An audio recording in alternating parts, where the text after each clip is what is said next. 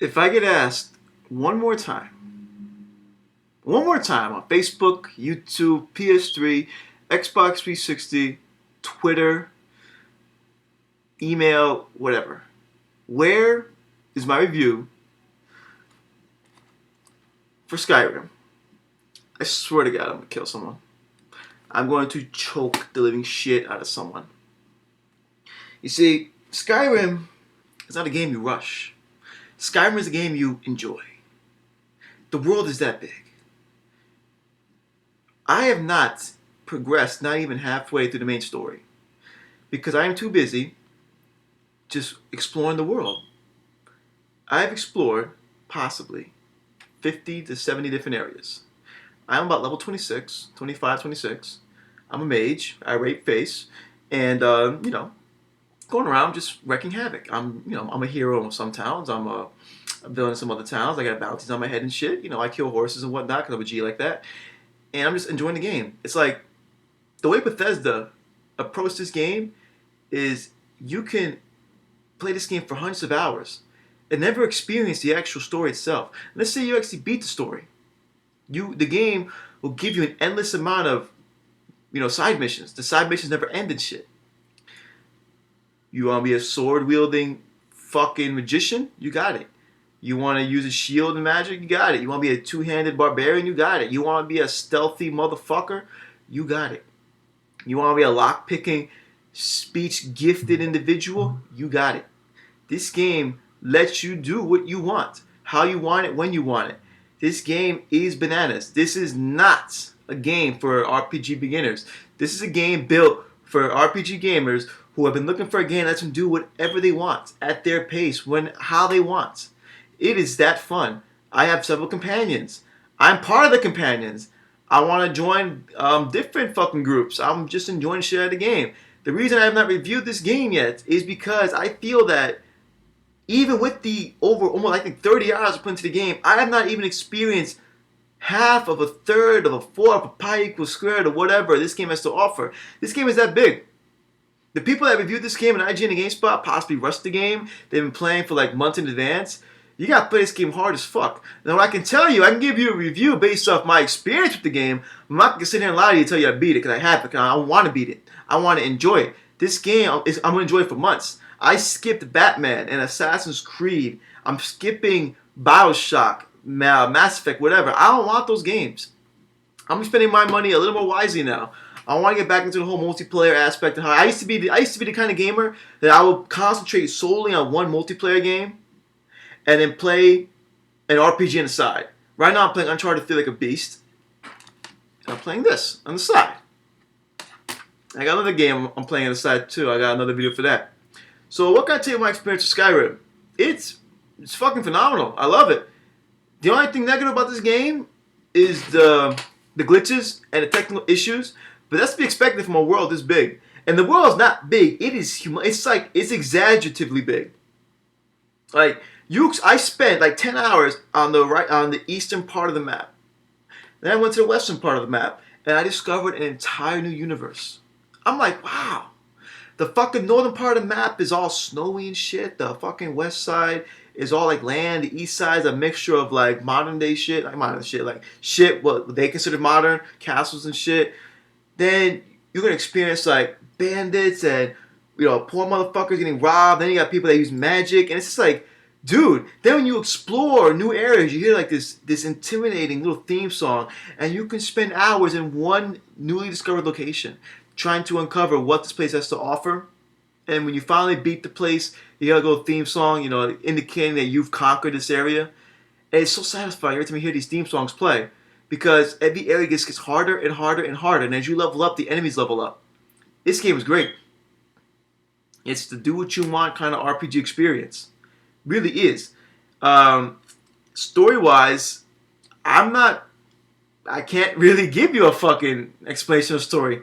Like, I don't get it myself. Like, I'm just playing. I'm too busy exploring everything the game has to offer to continue the story. I have barely even progressed in the story. Like, I'm not going to sit there and just be like, oh, yeah, I progressed in the story. Is this and that. No, I haven't. I'm approaching the game with the sense that I'm doing what I want. I'm enjoying the game. I'm getting my fucking LOLs out of the game. So the story, I'm just going to skip. The soundtrack, the voice acting is so convincing. And the soundtrack, when you fight bosses and enemies, you get jumped, and you get that theme song where you're completely outnumbered, and excuse me, like you're expected to die. I'm just like, yo, my god, oh my god, this fucking music is bananas. This music is so good. Like I know I've said this before, but people that like shit like Gladiator, God of War, anything that has like that warlike shit, Skyrim does it so well. Oh man, so well. Graphics. This game's graphics aren't actually that bad considering the game is as big as it is. You know, the bigger game is, obviously, things have to get sacrificed to make the game run smoother. And since we're running on a console, regardless of the fact that it's a PS3 and an Xbox 360, you know, this game was obviously meant for the PC. I've seen PC gameplay. I've seen the game literally looks and feels like it's a different game on PC. That's how smooth the game is on PC. And the consoles, the frame rate tends to drop, skip, sometimes the sound effects are a little off.